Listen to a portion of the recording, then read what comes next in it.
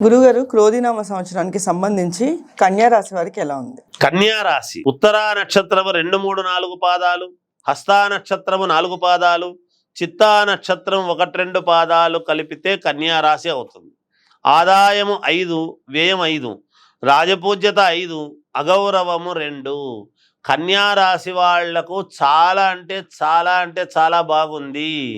ఒక 10-11 సంవత్సరాల పాటు ఏకధాటిగా ఏకఛత్రాధిపత్యముగా మీవే అన్ని రాసుల వాళ్లను మీరే డామినేషన్ చేయవచ్చునుగాక. మీకు అంత యోగవంతముగా ఉన్నది.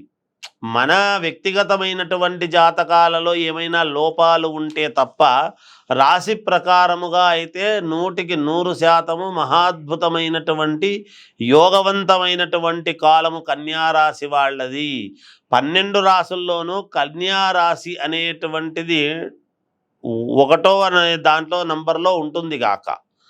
ధనలాభం, గృహయోగము, ఈ సంవత్సరం గృహయోగం ఉన్నది, వాహనయోగం ఉన్నది, ఆరోగ్యము బాగుంటుంది, కీర్తి ప్రతిష్టలు పెరుగుతాయి, మీ మాటకు విలువలు ఎంతో ఇస్తారు, గౌరవం పెరుగుతుంది, రాజభోగాలు అనుభవిస్తారుగాక, రుణాలు తీర్చుకుంటారు, ఎన్ని అప్పులు ఉండినా తీర్చుకోవడానికి మీకు ఖచ్చితముగా మేలు జరిగి తీరుతుంది గాక. ధనధాన్య వృద్ధి అనేది ఉన్నది, స్త్రీ సౌఖ్యం ఉన్నది, ఇల్లు కట్టుట, స్థలము ఉండేటువంటి వాళ్ళు తప్పకుండా ఇల్లు కట్టుకుని తీరుతారు, బంధుమిత్రులతో సంతోషముగా గడుపుతారు. ఈ సంవత్సరం శారీరకమైనటువంటి శ్రమ ఉంటుంది, కానీ మీకు మేలు జరుగుతుంది గాక. కొత్త వ్యాపారాలు చేయడం లాంటివి ప్రారంభించవచ్చును, తప్పకుండా దాంట్లో మీరు విజయం అనేటువంటిది సాధించి తీరుతారు గాక. విద్యార్థులకు చాలా యోగవంతమైన కాలం. సినిమా వాళ్లకు చాలా బాగుంది. ఇక విదేశాలకు వెళ్ళాలి అనుకునేటువంటి వాళ్ళు వెళ్ళవచ్చును. కొత్తగా ఉద్యోగాలు కావాలి అనుకునేటువంటి వాళ్ళు అప్లై చేయండి.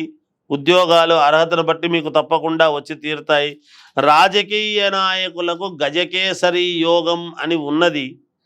ఏది ఏమైనా వ్యక్తిగతమైనటువంటి జాతకాలను పరిశీలన చేసుకోండి, మేలు జరుగుతుంది. ఇంకా మెరుగైనటువంటి ఫలితాలు కావాలి అని అనుకునేటువంటి వాళ్లకు నదీ స్నానము కానీ సముద్ర స్నానము కానీ చేసి గోసేవ చేయండి, మేలు జరుగుతుంది. జయోస్తు.